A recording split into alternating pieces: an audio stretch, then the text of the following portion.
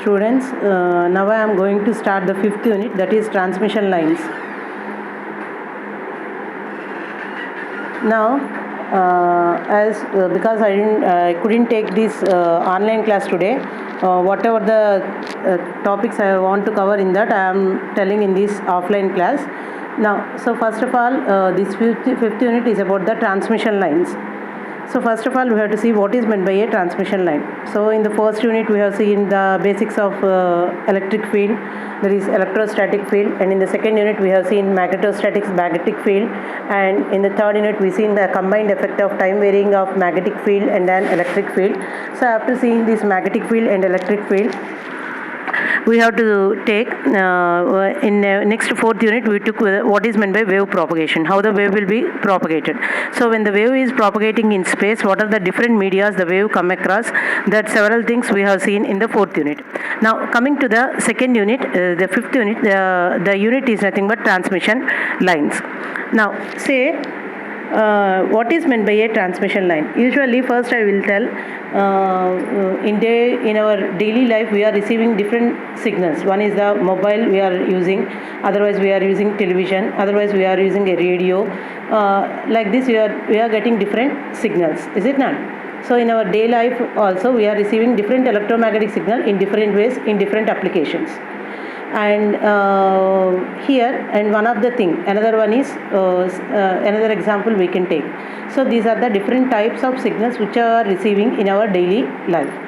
Now this is nothing but the example of these things is nothing but an electromagnetic signal. Whatever the waves whatever the signals we are getting to mobile is nothing but an electromagnetic signal, and to radio is an electromagnetic signal, and television is an electromagnetic signal. Now first of all, while you are getting these things, so either it may be in the form of these three things, how you are getting these ones. So in general, the transmission, otherwise the propagation of electromagnetic signal can be divided into two ways. So what is that? One way is a guided transmission and the other one is a unguided transmission. Otherwise we can tell a guided communication and unguided communication. Is it clear? So we can tell in both ways. One is the guided communication and the other one is the unguided communication. So what is the difference between a guided communication and unguided communication? Later I will come with examples also. So once a physical structure is available to transmit a signal from one place to another place, then that type of transmission is called as guided transmission. So next, if a physical structure is not available to transmit a signal from one place to another place, that is nothing but called as unguided transmission. So is it clear what is meant by a guided transmission and what is meant by an unguided transmission? Now, so what is the example of guided transmission is, next thing is transmission lines. So I will give the live examples also where you come across this one. So now a transmission line is nothing but a physical structure which is used to transmit an electromagnetic wave from one place to another place. Now comes to the unguided transmission. In unguided transmission, there is no physical structure, there is no transmission line in order to transmit. But you may get it out how the signal will be transmitted in unguided transmission. First I will come with examples. So what is guided transmission?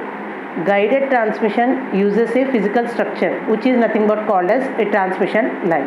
So the best example is what is the AC power we have received at our house is nothing but by means of a transmission line. Is it clear? So there are different types of, one example only I have given, there are several examples we will see later. So the best example for the transmission line is whatever the AC supply we are getting from the generation station to our house is nothing but guided transmission. So coming to the unguided transmission, the best example is antenna. So by using an antenna, the transmission is unguided. By using a transmission line, the transmission type or a communication type is guided. Is it clear? So guided transmission and an unguided transmission. Now so here now we are studying about these transmission lines. There are several transmission lines depending upon the frequency. So what are the different types of transmission lines and what is it, we will see. Now look at this one. Here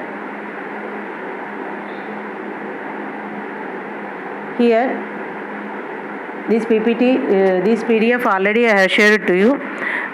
Look at this one. VI and EI waves, energy propagation.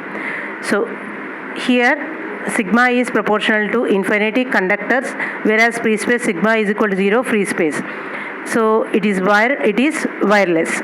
And next, point to point communication. This is broadcast, useful to all, extremely low frequency, useful. It is extremely useful at higher frequencies. So here this is used for RF and this is used for microwaves. So it can be VA or EH waves or wired or wireless applications. What I have told, wired is nothing but guided transmission, and unwired wireless is nothing but unguided transmission. Here wrote in different words. Wired is nothing but guided transmission, and unwired, that is unguided, is nothing but wireless transmission. Now we come to the applications of transmission line. So what is the transmission line? We know it is nothing but a physical media which is available to transmit a signal. So there are used to transfer energy from one place to another. They are used as circuit elements, RL, CG, and impedance matching stubs. These are the different applications. Simply see the applications, later we will see. So one is the example I have told, our AC power, and the other one is the coaxial cable, which is frequently used to connect television and TV antennas and microstrip lines. So go through these examples, later we will see what are the different applications of transmission line. So once we come to the different types of transmission line, then you can easily tell what are the applications of different transmission line. In our day-to-day life itself, we come across different transmission lines. Now, so what are the types of transmission lines? So a transmission line is a means of transfer information from one part to another. Usually it consists of two conductors. It is used to connect a source to a load, that is transmitter and a receiver. Now, so what are the types of the transmission line? So one is power wire transmission line or parallel wire transmission line, shielded parallel lines, twisted pair, coaxial cable, and the other one is optical cables and waveguides and microstrips. So these are the different types of transmission lines. So come to the simply if we tell types of transmission lines, first is parallel wire transmission line. So in that parallel wire transmission only we are having some twisted wire transmission line, and next one is coaxial cable. If you go for the main classification, coaxial cable, after that waveguides, after that microstrip lines, after that we will come across optical fibers. Optical fiber is the final one, but optical fiber is included in between here. Look at here. So open wire transmission line or a parallel wire transmission line, which is used at low frequencies, that is the frequency is greater than, unsuitable for frequency is greater than 100 megahertz. Usually these we come across in the power lines. So where across the road we will see the power lines that is laid by the electricity people, that are nothing but parallel lines. The best example for parallel lines is nothing but the power lines which are laid outside by the road. So significant energy loss due to radiation, so unsuitable. Next, shielded parallel lines. Conductors are covered with plastic. One example is telephone lines, where telephone lines will come across this one. Next, twisted pair. So twisted pair transmission line. This can be used for telephone and electric power. At our house we are having a twisted wire. So for household wiring we will use a twisted wire, which is nothing but twisted pair transmission line. The next thing is coaxial cable. Actually this classification comes with the frequency. First we start with the lower frequency, and as the classification we are going, the frequency is going to be increased. Now here next one is the coaxial cable. As I told, we are having a dish antenna. So the dish antenna is connected to our TV receiver through a cable, which is nothing but called as a coaxial cable. This coaxial cable is also having two conductors. One is the interconductor and the other one is the external conductor, and both are separated by a dielectric material. So where here it can frequency beyond 10 megahertz can be transmitted up to 1 gigahertz. So as I told, if you are moving to the classification, the frequency is going to be increased. So for a coaxial cable, what is the capacitor? Because inner conductor, outer conductor, and between a dielectric medium. So C equal to 2 pi epsilon L and D by D, where D is the diameter of the outer conductor, small d is the diameter of the inner conductor, and mu is the permeability, and epsilon is the permittivity. So length L will get and C will get. Next, cables, underground cables. So the telephone cables consist of hundreds of individually shielded cables. So a long telephone cable consists of hundreds of individual cables. So next, I will come to the optical fibers to the last. After that, I will go to the waveguides. So what is a waveguide? Waveguide is nothing but a metallic conductor of any cross section in order to transmit a signal from one place to another place. Look at here. Here in the figure, two diagrams are given. One is the rectangular cross section and the other one is the circular cross section. Two diagrams are given. Rectangular cross section and the other one is the circular cross section. Usually waveguides we are using they are used at microwave frequencies, that is above gigahertz. So here how the wave will be transmitted, that we will see later in the coming subjects, but waveguide is one of the type of the transmission line. Next, I'll next come to the microstrip lines. So this is microstrip line is one of the type of the transmission line which is used to transmit the signal. Mainly this is used at microwave frequencies, where it will give the integrated circuit that are used at microwave frequencies. Remember, microwave frequencies means they are in terms of gigahertz, 10 to the power of 9 hertz. So coming after all this, I will come to the optical fiber. So but it is given as a sixth one here, but it is not correct. After completing waveguides, microstrip lines, then only we have to go to optical fiber, because waveguides and microstrip lines, they are used in microwave frequency range, that is in gigahertz. But coming to optical fiber, visual light frequency is from 10 to the power of 14 to 10 to the power of 14, that is terahertz. So optical fiber are two types. One is the there is visible light and infrared light, both can be transmitted, whereas optical fibers will be having very less loss, and light signal can be transmitted using optical fibers. Less weight, less cost, and less loss, but that much frequency of the signals can be transmitted by means of optical fibers. Is it clear, students, about the different types of transmission lines? This is very important. These basics are very important for the competitive exams. Remember, what are the types of the transmission lines and what is the frequency classification. Low frequency, then we have to go through what we have to go through. Low frequency means parallel line. After that we are having twisted line. After that we are having coaxial cable. Next, after coaxial cable we are having waveguides, microstrip lines. Finally we should come with optical fibers. Now, so transmission lines and primary constants. So first we have to see what is a transmission line, we came to know. So transmission line, say for example, we will take a parallel wire line, because it is simple to speak about that one, and we are using that one at lower frequencies. That means two metallic wires connected in parallel. Now, if we are taking two metallic wires connected in parallel, what are the different parameters we come across about that line? So what is the equivalent circuit of that line? We will see.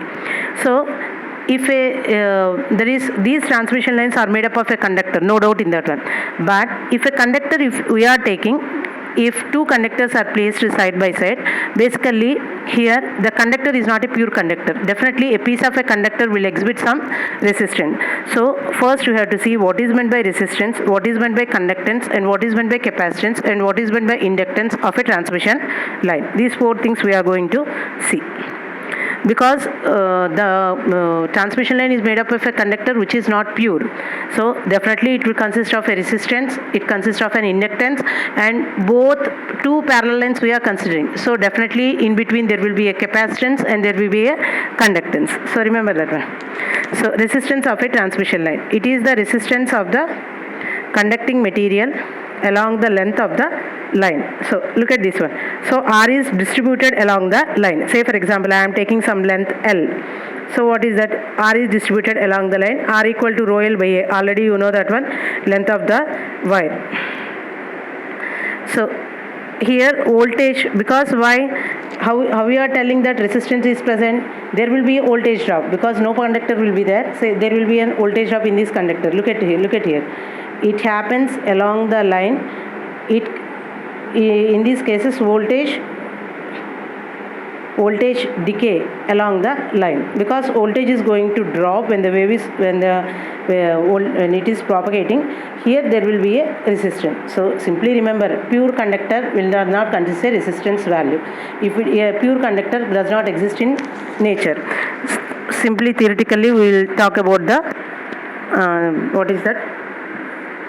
Simply we will talk about that in theory. That is, in theory part we can talk about a conductor. So conductor will not be available. So now next, coming to the conductance.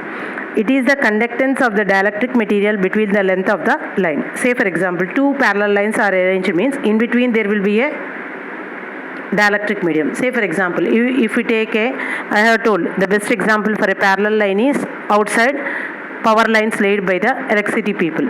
So if we see, if we take two wires, what is in between? It is air, which is nothing but a dielectric medium. So two wires are separated by a dielectric medium. So it appears in shunt, which is called as a conductance. G is proportional to L and G is distributed. So everything is distributed in a transmission line. They are not passive components. Now, first of all, I will explain what, after completing this one, I will tell what is meant by a passive and what is meant by distributive. So resistance is distributed and conductance is distributed. Next we come to the capacitor. Two metallic conductors are separated by a dielectric, which is nothing but air. So there will be a capacitance. It is due to the voltages on the line. There is a surrounded electric field and hence capacitance. C is proportional to L and C is also distributed Faraday per. The units, remember, resistance is ohms per meter because resistance is distributed. Conductance is mho per meter distributed. Capacitance is farad per meter because it is distributed. Now see inductance. So it is due to the currents in the line. There is surrounding some magnetic field. Because of capacitance, there will be electric field surrounded. Because of magnetic field, inductance will be there. So L also appears in series and L also is distributed. So it is Henry per meter. So L equal to mu L by pi ln d by d. So distributed L and distributed C, LC equal to mu epsilon, that we'll see later. So what is the equivalent circuit of the transmission line? Simply a transmission line equivalent circuit can be drawn as series resistance, series inductance, conductance between two lines and capacitance between two lines. So equivalent circuit of transmission line is very, very important. So if we look at that one, inductance. So capacitance for parallel wires, coaxial cable, they have drawn for parallel line. This is for a coaxial cable. And here, so L equal to mu n L by D and mu L ln B by A, where L is distributed. So these four. So what is this? Resistance, inductance, conductance and capacitance are distributed throughout the transmission line. So these four parameters are very, very important for the transmission line, which are called as primary constants. So is it clear, students, what I have told now? So these four are called primary constants. One is the resistance, inductance, capacitance, and so now I will conclude the class by telling one simple thing. Just I have told what is meant by a distributed component and what is meant by a passive or otherwise passive component. Normally till now you have studied about a resistance, inductance and then capacitance. What they are called? They are called as passive components. We know that one from EDC, from the different, till now we have studied that one only. It is nothing but a passive components. Now coming to transmission lines, what I am telling, resistance, inductance, capacitance, conductance are called as distributed components. So two names are given. One is the passive component, we know already, and the other name for them is nothing but a distributed component. Now you may think of what is the difference between a passive component and a distributed component. Both are same, but say if physically a resistor, that is a resistor is available, otherwise a capacitor is available, the component is available, a inductor, that component is available, then that is called as a passive component. But coming to here in the transmission lines, the effect of particular component is present, but physically the component will not be visible. Is it clear? The effect of that particular resistance, conductance, capacitance is present, but there is no physical appearance of that particular component. So that type of components are called as distributed components, are distributed along the transmission line. So that's why here the units are also being changed. Resistance is ohm per meter, capacitance is Faraday per meter, and inductance is Henry per meter, and conductance is mho per meter. So is it clear? Don't get confused between passive components and distributed components. Passive means the component will be present, whereas distributed means the effect of the component is present, but component may not be present. But the effect, with that effect only we are taking this one. So most probably I will take tomorrow class, in online class I will next continue with the next topic. Okay.